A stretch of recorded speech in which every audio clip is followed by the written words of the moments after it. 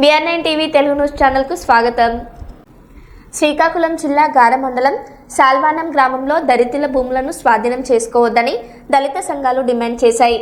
విదసం ఐక్యవేదిక రాష్ట్ర సహాయ కన్వీనర్ ఎడ్ల గోపి మాట్లాడుతూ దివంగత సీఎం వైఎస్ రాజశేఖర రెడ్డి హయాంలో 12 మంది దళిత కుటుంబాలకు సుమారు 17 ఎకరాల భూమి మంజూరు చేశారని తెలిపారు. ప్రస్తుతం యోగా బిల్డింగ్ పేరుతో ఆ భూములను తీసుకోవడం సరికాదని అన్నారు. ఈ నిర్ణయాన్ని ఉపసంహరించుకోకపోతే జిల్లా రాష్ట్ర స్థాయిలో ఉద్యమాలు చేపడతామని హెచ్చరించారు. విదసం రాష్ట్ర సహాయ కన్వీనర్ ఎడ్ల గోపి మాట్లాడుతూ అయ్యా 2004లో గత ముఖ్యమంత్రి అయిన రాజశేఖర్ గారు ఇచ్చిన భూమి ఈరోజు మీరు లాక్కోవడం ఇది సబం కాదు.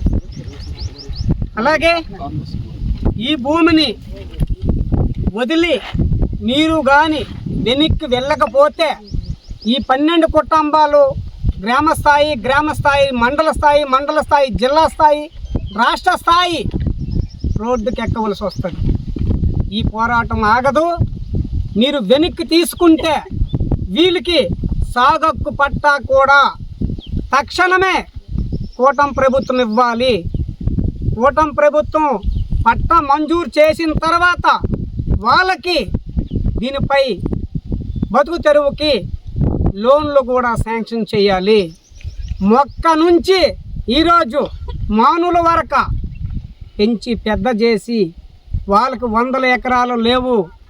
మీరు గమనించండి, సర్వే చెయ్యండి. ఎక్కడ యోగా భవనం నిర్మించాలనుకుంటే ఈరోజు ఈ గార మండలంలో సిటీ సెంటర్ ఒడ్లో మీకు కొన్ని ఎకరాలు ఉన్నాయి. ఆ ఎకరాల్లో కట్టుకోండి.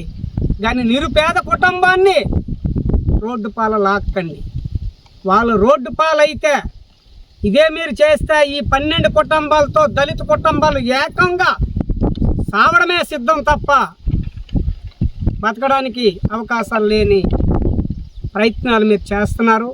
దీన్ని విరమించుకోండి. ఈరోజు మేము డేట్ వేళ 10వ తారీఖు మేము మీకు 15వ తారీఖు వరకు టైం ఇస్తున్నాం. 5 రోజులు టైం ఇస్తున్నాం. 5 రోజుల్లో దీని మీదన సమగ్ర సర్వే దర్యాప్తు చేస్తూ దీన్ని ఉపసంహరించుకొని ఖచ్చితంగా వీళ్ళకి మేలు జరిగిందని మళ్ళీ మీరే పేపర్ స్టేట్మెంట్ ఇవ్వాల్సి వస్తుంది. స్థానిక మండల తహసీల్దార్ గారు మీ సర్వేలో ఎక్కడ ల్యాండ్ ఉందో మీకు తెలుసు. మీకు ఈ పేదలదే కనబడ్డదా, దళితులదే కనబడ్డదా?